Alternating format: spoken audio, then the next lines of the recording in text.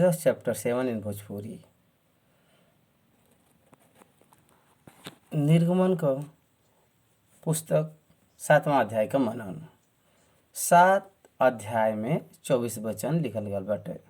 इस 24 वचन में लिखल गल बात पहले का 7 वचन में परमेश्वर मूसा से बात करे बयान और फिरौन के सामने उनके भेजे बदे तैयार करे बयान। फिरौन के सामने मूसा बात नहीं कर सकत ना। यही प्रकार का भावना के जब मूसा प्रकट करे बयान तब हारून के मूसा का नबी बनावल गया और मूसा के हारून का परमेश्वर ठहरावल गल बाटे। ये प्रकार से उनके फिरौन के सामने ले गई ना और फिरौन के सामने वो महान कार्य के करे जात बयान। एक प्रकार से ऐसा घोषणा के ऊ करे बयान। अब 8वां वचन से 24वां वचन तक परमेश्वर यहोवा का मिस्र में करल गया 10 भयानक महामारी के बारे में, मिस्र के 10 देवता के बारे पर, 10 देवता के ऊपर मिस्र लोगन के विश्वास के ऊपर ऊ भ्रम बाटे, ई सच्चाई नहीं बाटे। एके साबित कई के ओमिन से पहला महामारी जल के लहू में बदलब। 1 सप्ताह तक ई पानी लहू में बदल गया। मिस्र का सारा लोग घोषान के छोड़ के सबके कष्ट भया। एक एक महामारी बहुत भयानक आया रही। पूरा देश नाश होत बाटे, लेकिन फिरौन कठोर होत बा। 10 महामारी में से ई महामारी के बारे में यहाँ पर बतावल गल बाटे। हमके 10 महामारी में पहला जल के लहू में बदलब, दूसरा देश में मेढक का आक्रमण और ओकरे बाद टड्डी के झुंड गई और देश में पशु का मौत और ओलन का वर्षा के आई, टड्डी का आक्रमण और डांसों का झुंड। ओकरे बाद में 3 दिन तक अंधकार छाया। ओकरे बाद मिस्र में 10 जेठा पुत्र का मृत्यु हुई। एक प्रकार से परमेश्वर 10 महामारी के द्वारा परमेश्वर मिस्र के लोगन के बतैना के यहोवा ही परमेश्वर है। उनके प्रजा के उनके वचन के अनुसार भेजे के बाटा। ये प्रकार से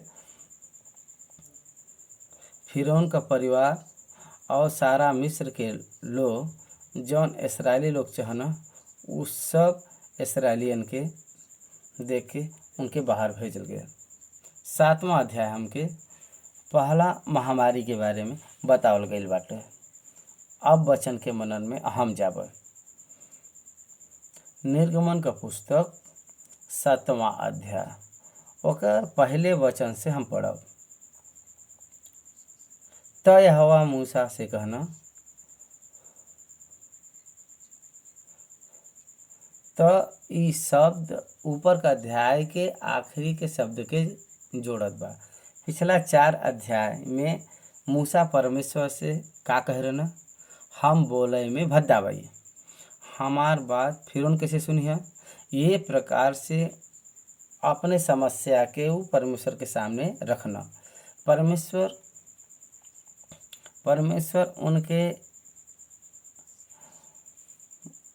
का बच्चा जो कोई भी अपन समस्या का सामना प्रभु के सामने रखें, जब पर भी ओका निवारण न हो तब तक वो अपने काम के नहीं सौंप पाना। हमारे सेवकाई में हमके धन का आवश्यकता बाटे। आर्थिक परिस्थिति से हम सेवकाई के कैसे कह सकीला। हमारे सेवकाई में आर्थिक समस्या रहे पर परमेश्वर कैसे और काम के दे पाई हैं। यही बदे हमरे सेवकाई के आवश्यकता के अटेंड करला। He will make me comfort in my ministries। हम जौन सेवकाई के करत भाई ओमिन वो हमके सब कुछ उपलब्ध करावना। जब तक वो काम पूरा न हो दूसरा काम नहीं दे सकना। यही बदे परमेश्वर का पद्धति के आप एक बार देखो, मूसा के समस्या के परमेश्वर बाजू में नहीं रखना, तू बोले में भद्दा बया, यही बदे बोले में भद्दापन के निकालब उनकर अल्टरनेट सल्यूशन। हमके का लगला, परमेश्वर हमके एक और अद्भुत कार्य कई के मूसा के बोली के ठीक नहीं कह सकना।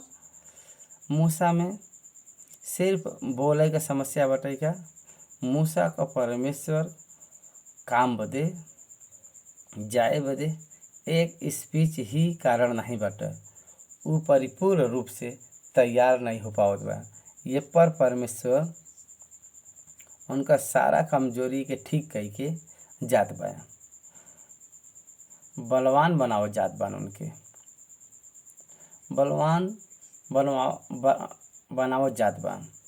परमेश्वर जब एक व्यक्ति के वो कार्य बदे चुना न, तब वो व्यक्ति के कन्वेनियंस करना, परमेश्वर उनके परफेक्टली एक्सेप्ट करे तक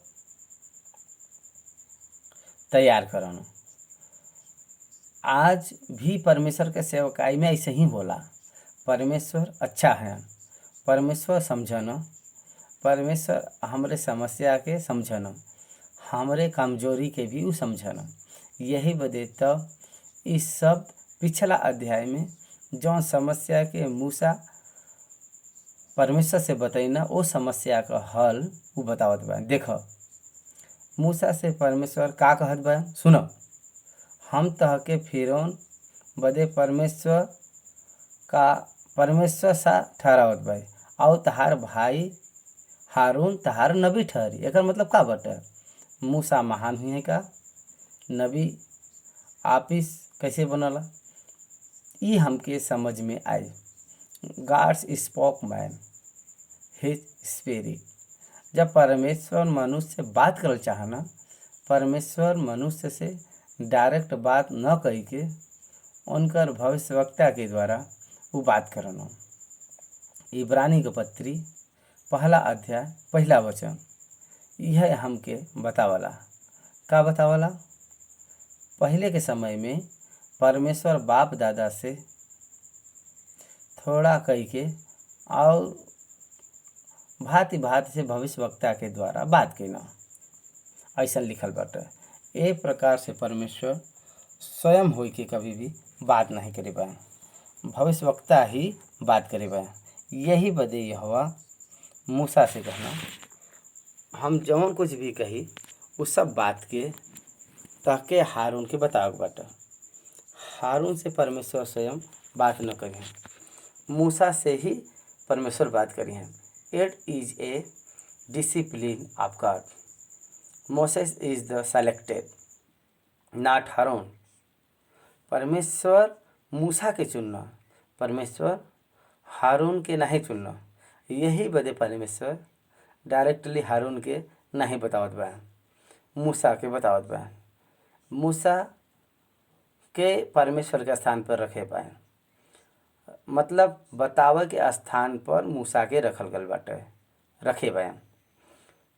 बतावल गल बात के प्रचार करे के स्थान में हारून नहीं है। यहाँ पर परमेश्वर और नबी का शब्द ए बदे इस्तेमाल करल गल बाटे के भविष्यवक्ता जैसे परमेश्वर के बात के बतावना, वैसे ही जब मूसा हारून के बताइए तो हारून जाई के नबी का कर्तव्य का पूरा करिए। यह परमेश्वर कहत बा, जौन जौन आज्ञा हम तहके देबै उहे तू करिह। और हारून ओके फिरौन से कहिए, जैसे उन इस्राएली के अपने देश से निकाल देवे बदे। जब परमेश्वर मूसा के बतइए तब मूसा हारून के बतइए। हारून बोलिए स्पोक्समैन, हारून बदे मूसा आर्डर्स कमांडेड, मतलब का बात करे के बाटे उनके बतावे वाला। यह वो बात का अर्थ हवा। लेकिन हम फिरौन के मन के कठोर के देवे और अपने बहुत सा चिन्ह और चमत्कार के हम मिस्र में दिखाई। परमेश्वर मूसा के साथ उनके योजना के बारे में चर्चा करत बा। का करत बा, आपन बहुत चिन्ह और चमत्कार के मिस्र देश में हम दिखाई। काहे बदे, काहे बदे महान का ई चिन्ह काहे बदे दिखावल बा। यशायाह के पुस्तक में 7वां अध्याय के 11वां वचन में जब हम देखिला के परमेश्वर यशायाह से चिन्ह मांगे बदे कहना, अपन परमेश्वर यहोवा से कोई चिन्ह मांगल चाहब त उ गहरे स्थान का हो या ऊपर आसमान का हो, परमेश्वर चिन्ह के दिखावन। उनके ई समझ में आवे बदे कहत बा। मिस्र में परमेश्वर का चिन्ह और चमत्कार हुई। कुछ घटना, कुछ विपत्ति और कुछ महामारी आवे वाला बाटे। हम करब। जब मूसा मिस्र में आई न, तब से उनकर मिस्र से छोड़ावे जाए का अवधि का 6 महीना के रूप में गिनल गल बाटे। कुछ महामारी हफ्ता रहल, कुछ महामारी दूधला रहल, कुछ महामारी महीने में भी रहल। ये प्रकार से ये बात के आधार पर बाइबल का पंडित लोग कहना, मूसा के आवे के बाद 6 महीना भयल। इसराइलिन के ले जाए बदे 6 महीना लगल। हमके लगला के परमेश्वर कहे बांत क्षण मात्र में ही रिजल्ट आई। ऐसा नहीं बाटे। परमेश्वर का मूसा का बुलावे के बाद भी 6 महीना भयल। आपके वचन समझे के बाटे। हमार आज सुबह प्रार्थना अगर हम कैली तो शाम तक रिजल्ट आवे के चाहिए। हमके इन स्टार्ट रिजल्ट चाहिए, लेकिन वैसा नहीं होला। परमेश्वर एक एक ऑपरेशन बदे एक एक समय के लेना, एक एक पनिशमेंट बदे एक समय के वो निर्धारित करना। एक राजा के शासन में कुछ समय बदे निर्धारित करना। God appoints the span of time for the incident. परमेश्वर कुछ समय के निर्धारित करना, वो समय के अनुसार ही होए के चाहिए। एके हमके समझे के बाटे। मिस्र देश के नाश करेगा परमेश्वर ठाने बयान। वह बाद के मूसा से उ कहत बयान, हम ए देश में चिन्ह और चमत्कार के देखा आई। एक मिस्र देश का परिपूर्ण रूप से नाश हुई और इसराइली लोग जौन बा बलवंत हुई। इसराइलियन का विश्वास दिन प्रतिदिन बढ़त जात बाटे। परमेश्वर वो प्रकार से तैयारी के करे बयान। तब पर भी फिरौन त्योहार न सुनी और हम मिस्र देश पर आपन हाथ बढ़ा के मिस्रियन के भारी दंड दे के अपन सेना मतलब अपनी इस्राएली प्रजा के मिस्र देश से निकाल लेब। हमार सेना कहत बा इसराइलियन के, हमार सेना वो कहत बा। हमार सेना मतलब इसराइली प्रजा के हम मिस्र देश से निकाल लिए। और जब हम उनके बाहर निकाला तब मिस्र देश पर भारी दंड के ले आई। फिरौन का मन कठोर रहे के चाहिए। यही बदे फिरौन के मन के हम कठोर बनाए, कठोर करब। फिरौन के मन के हम कठोर करब। एकरे द्वारा का हुई, और जब हम मिस्र पर हाथ बढ़ाए के इसराइलियन के उनके बीच से निकालब, तब मिस्री जान ली हैं कि हम यहोवा है। इसराइली लोग जनी हैं ठीक बाटे, लेकिन मिस्री लोग भी जनी हैं वो रहे वाला है, वो युगान युग जीवित है। ये बात मिस्र का लोग जनी हैं का बाटे। जन परमेश्वर बतावल चाहत बयान मिस्र देश में 10 देवता का आराधना के करना। ये 10 देवता का रूप इन सेक्ट जैसे रोमियो के पत्री में लिखल गल बाटे जंतु के देवता बना लेवल गया। मिस्र में कुछ जंतु के देवता मान के उनकर पूजा करत रहना। ऐसन प्रजा करे वालन के, ऐसा पूजा करे वालन के समझ में आवे के चाहिए कि वो परमेश्वर नहीं है, यहोवा अकेला परमेश्वर है। बाइबल में एक ही बात बतावल जाला, परमेश्वर एक है, ऊ यहोवा है, मसीह के रूप में प्रकट भइना। परमेश्वर के यीशु मसीह ही प्रकट करे बाए। यही बदे यीशु को परमेश्वर कहल जाला। दूसरा जाति में यीशु मसीह के परमेश्वर के रूप में अंगीकार लोग नहीं करन। बहुत सारा देवता पर भरोसा रखे वाला बाइबल पर विश्वास नहीं रखना। काहे बदे के बाइबल हमके बतावला एक ही परमेश्वर है, परमेश्वर यीशु मसीह है, उनके अलावा कोई भी परमेश्वर नहीं है। ई बात धर्म के माने वालन बदे विश्वास करब कष्टदायक बाटे, लेकिन बाइबल हमके ई बतावला के कोई भी परमेश्वर नहीं बयान, सिर्फ यहोवा ही परमेश्वर है। ये बात के साबित करना मिस्र देश में लावल गया महामारी के कारण उ जौने देवता पर विश्वास रखना ओकर नाश होए के कारण उ जौने देवता पर विश्वास रखना के ई देवता हमके बचाई, लेकिन जब उ सत्य नहीं बाटे ये जाने के बाद उ लोग जिन्हें के यहोवा ही परमेश्वर है उ लोग अंगीकार करिहन।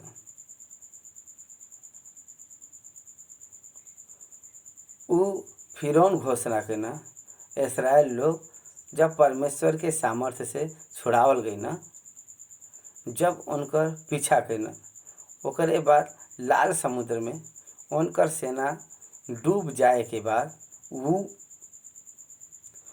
बहुत स्पष्ट रीत से कहे लगा यहोवा ही परमेश्वर है, ओकरे अलावा और कोई परमेश्वर नहीं बाटे। इस सत्य के उ अंगीकार केला। जब परमेश्वर का वचन के हम देखब तो सभी मिस्री लोग ये कहे लगना कि इस्राएल का तरफ से उनकर परमेश्वर युद्ध करत बा। यही बदे हम भागल जी, ऐसा नु कहत बा। फिरौन के मुँह से यहोवा ही परमेश्वर है ई कहे बदे परमेश्वर ई 10 महामारी के मिस्र पर लाना। ये बात के हमके समझे के बाटे। तब मूसा और हारून यहोवा के आज्ञा के अनुसार कहना। जब मूसा और हारून फिरौन से बात करे लगना तब मूसा 80 साल का रहना और हारून 83 साल का रहना। फिरौन से बात करे के समय में यहाँ पर परमेश्वर बतावत बा 8वां वचन से परमेश्वर उनके फिरौन के पास भेजे बदे पहले ही से तैयार करत बा। फिर यहोवा मूसा और हारून से ए प्रकार से कहना, जब फिरौन तहसे कहिए अपने प्रमाण का कोई चमत्कार दिखावा तब तू हारून से कहिए आपन लाठी लेकर फिरौन के सामने डाल द कि वो अजगर बन जाए। तब मूसा और हारून फिरौन के पास जाए के यहोवा के आज्ञा के अनुसार कहना, और जब हारून अपन लाठी फिरौन और ओकरे कर्मचारी के सामने डाल दिले तब वो अजगर बन गई। तब फिरौन पंडितों और टोना करे वालन को के बुलवैना और मिस्र के जादूगर आय के आपन आपन तंत्र मंत्र से वैसे ही कहना। वो लोग आपन आपन लाठी के डाल देना और वो अजगर बन गए, पर हारून का लाठी उनकी लाठी को निकल गई। लेकिन फिरौन का मन और हठीला हो गया और यहोवा के वचन के अनुसार वो हारून और मूसा के बात के नहीं माने। तब यहोवा मूसा से कहना, फिरौन का मन कठोर हो गया बाटे और उ ए प्रजा के जाए न दिहे। हम 8वां वचन से 14 वचन तक हम पढ़े भाई। जैसे हम पढ़े भाई वैसे ही अनुवादक के उनके भाषा में पढ़े के बा। देख यहाँ पर परमेश्वर के वचन के वहाँ पर जब देखबा तो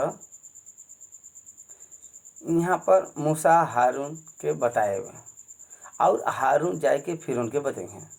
मूसा से कहे बा, हारून से कह के आपन लाठी लेके फिरौन के सामने डाल दके वो अजगर बन जाए। यहाँ पर एक बात हम बताए सुनो,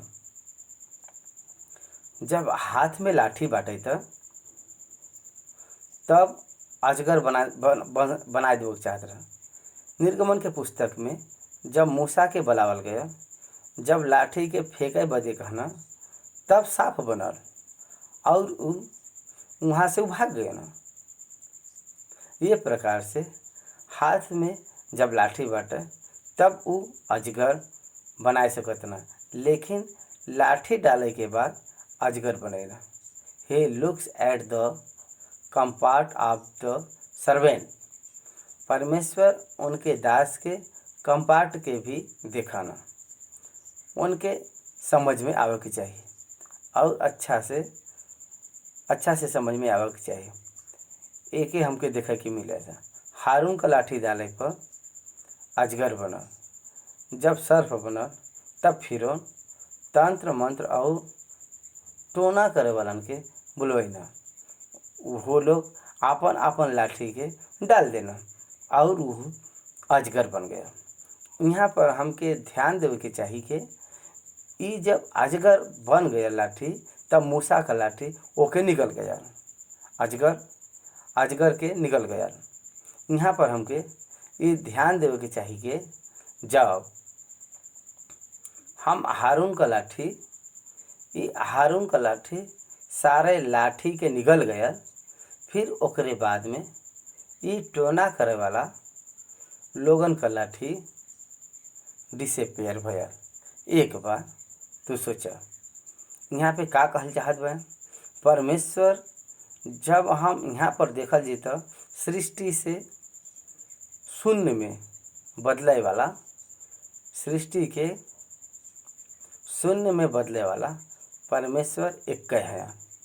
लाठी डाले पर अजगर बनना, जीवन उनके हाथ में बाटे, उनके हाथ में ही जीवन बाटे, उनके पास अधिकार बाटे।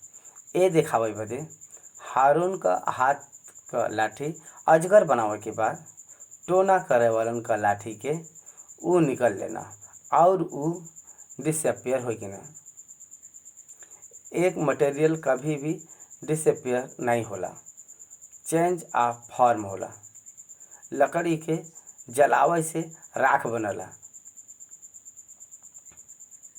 एक मटेरियल के पूरी तरह से नाश करब ई कोई से भी नहीं होला, कुछ न कुछ अंश रहला, लेकिन बिना कोई अंश का ई टोना करे वालन का लाठी डिसअपियर होला। हारून का लाठी जब टोना करे वालन के लाठी के निगल लेले तब मिस्र का लोग ई जान गए न के सृष्टि के शून्य में से बनावे के शून्य के सृष्टि में बनावे के हो ई परमेश्वर बदे ही संभव बाटे। यही बदे ई परमेश्वर का काम हवा। ई लोग उ जान गए ना। ये प्रकार का अद्भुत काम के टोना करे वालन भी इके ना। यही बदे फिरौन का मन कठोर हो गया। परमेश्वर का सामर्थ और टोना करे वालन का सामर्थ दोनों का फिरौन देखना। टोना करे वालन का सामर्थ्य का अंत होते हुए भी वो देखना, फिर भी मन के कठोर रखना। मन का कठोर होएगा एक कारण बाटा अविश्वास। परमेश्वर का सामर्थ और परमेश्वर के बल पर विश्वास न रखे के कारण ही ई कठोर मन आए वाला। उनके वजह से उनके लोगन के परमेश्वर के वचन के अनुसार भेजे के उ तैयार नहीं भैना। 15वां वचन, यही बदे सुबेरे के समय फिरौन के समय जा उ त जल क और बाहर आई, उ जल के बदे बाहर आई और जौन लाठी सर्प बन के रहा ओके हाथ में लेके नील नदी के तट पर ओके भेंट करे बदे खड़ा रही है। और ऐसे और ये प्रकार से कही है, इब्रियों का परमेश्वर यहोवा उनसे ये प्रकार से कही है, इब्रानियों का परमेश्वर यहोवा हमके एक है बदे तहरे पास भेजे बान कि हमरे प्रजा के लोगन के जाए दा, जैसे वो जंगल में हमार उपासना करे और अब तक तू हमार कहना नहीं मनला। यहोवा ऐसे कहना, ऐसे तू जान लेबा के हम ही परमेश्वर है। देखो अपने हाथ के लाठी के नील नदी के पानी पर मारब और जल लहू बन जाई और जवन मछलियाँ नील नदी में बहन वो मर जाइ हैं और नील नदी बास आवे लगी और नदी का पानी पिए बदे मिस्रियों का जी न चाहिए। फिर यहोवा मूसा से कहना, हारून से कहा कि आपन लाठी लेकर मिस्र देश में जितना जल बा, मतलब ओकर नदिया, नहर, झील और पोखरा सबके ऊपर आपन हाथ बढ़िया के उनकर जल लहू बन जाए और सारा मिस्र देश में काठ और पत्थर दोनों भात के जल पात्र में खून ही खून हो जाए।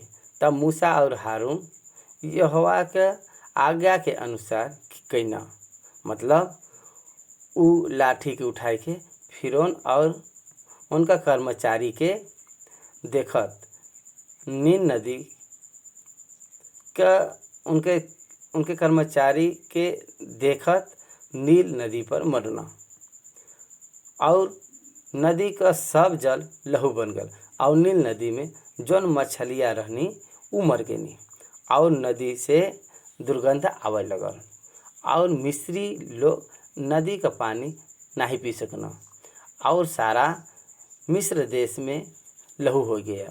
तब मिस्र का जादूगर भी अपने तंत्र मंत्र से वैसे ही कहना, तब पर भी फिरौन का मन हटिना हो गया और यहोवा के कहे के अनुसार उ मूसा और हारून का न मनना।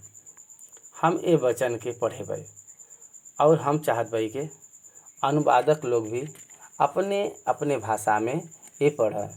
सबसे पहले चिन्ह, सबसे पहले महामारी आवत बाटे। मूसा 10 महामारी के डाले बन, मिस्र देश के जल लहू में बदल गया, पूरा देश मेढक से भर गया, टिड्डी से भर गया, कुटकी से भर गया, पशुओं का मौत से, डांस के झुंड से, अंधकार से, जेठा पुत्र का मृत्यु से भर गया। ये प्रकार से 10 महामारियों का सामना मिस्र का लोगन के करे के पड़ल। उनमें से पहला महामारी जल का लहू में बदलाव। प्रभु यीशु मसीह पानी के दाखरस में बदलना, बिना कीमती और सुगंध और मधुर दाखरस में बदलना, आनंद देवे वाला परमेश्वर के रूप में बदलना। लेकिन मूसा का द्वारा परमेश्वर मिस्र में पानी के लहू में बदलना। लहू में ऑक्सीजन नहीं रहला, पानी में ऑक्सीजन रहे से मछली जीवित रहला। पानी लहू में बदल गया। सारा विश्व में अभी भी मानव का सृष्टि से लेके अब तक लहू के कोई भी बना नहीं पाया, तैयार नहीं कर पाया। अभी भी कमज़ोर व्यक्ति के लहू दे के उनके हीमोग्लोबिन के बढ़ावे के बाटे, तो उनके ही ग्रुप के ब्लड के रखे वाला ब्लड डोनेट करे से ही मिलला। ई मेडिकल शॉप में नहीं मिलला। फार्मास्यूटिकल में ई नहीं तैयार होला। काहे बदे पानी के लहू में परमेश्वर बदलत बायन? उ केकरे द्वारा संभव बाटे? लहू के बनावे से कोई के भी बदे संभव नहीं बाटे। ई केवल परमेश्वर बदे ही संभव बाटे। ए प्रकार से उनके ह्यूमन बॉडी और जंतु के बारे में बनावा होला। There is no alternative to accepting the blood or preparing the blood। लहू के सृष्टि के बनाई संभव नहीं बाटे। उ मानव के शरीर या पशु के शरीर में उ बन सकला। पानी के लहू में बदले का चांस त नहीं बाटे। ये प्रकार से जल के लहू में बदलत बाया। केवल आज्ञा देना और वो बदल गया। मूसा और हारून ये अद्भुत के देख के चौंक गल हुई। जब इस्राएली लोग मिस्र देश पर आए हुए लोग महामारी के देखल हुई तो वो बहुत आनंदित हो के परमेश्वर का काम के देख के, परमेश्वर के चमत्कार के देख के हैरान हो हुई। फिरौन अविश्वास के कारण उनके मन के कठोर बना लेना और सब मिस्री लोग पिए के जल बदे नील नदी का आसपास का खोजे लगना। काहे बदे के उ नदी का जल नहीं पी सकत न। जब यहोवा नील नदी के मारे रहना तब से 7 दिन हो गए।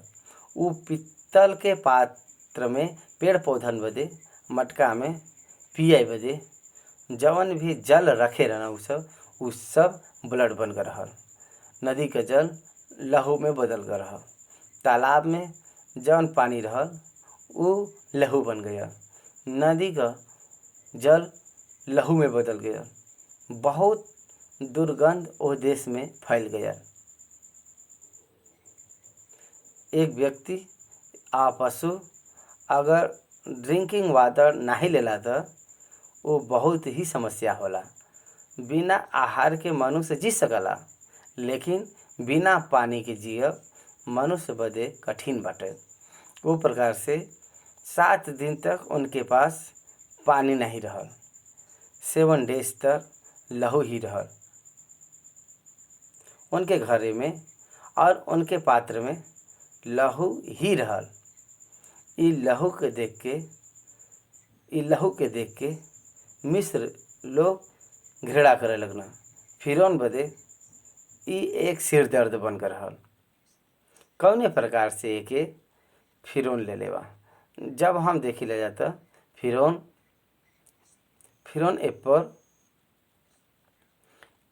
पर ध्यान नहीं दिले बान, ए पर भी ध्यान नहीं दिले बान और मुंह फेर के अपने घर चल गए। और सब मिस्री लोग पिए के जल बदे नील नदी के आसपास खोजे लगना। काहे बदे के उ नदी का जल नहीं पी सकत न। नया जल के खोजे लगना। काहे बदे के नदी के पास कम गहराई में जल अच्छा आवाला। कभी भी ध्यान दो, नदी का आसपास खोदे पर कम गहराई में पानी मिल जाला। छोटा छोटा तालाब के खोदे से अच्छा पानी मिल जाला। वो पानी बदे खोदे लगना। They are seeking for the alternative. ध्यान द, परमेश्वर का अद्भुत महामारी वो देश के लोगन बदे हिलाई के रख दिले। उ देश के हिलाए दिले, देश के लोगन के डराए दिले। ओकरे बाद हम 7वां अध्याय के यहाँ समाप्त करे भाई। 8वां अध्याय में और 3 महामारी मेढक का, कुटकियन का और डासन के झुंड वो देश पर आक्रमण कैना। एक आगे के अध्याय में हम पढ़ब। मनन करल जी, ध्यान करल जी के बारे में आगे के अध्याय में।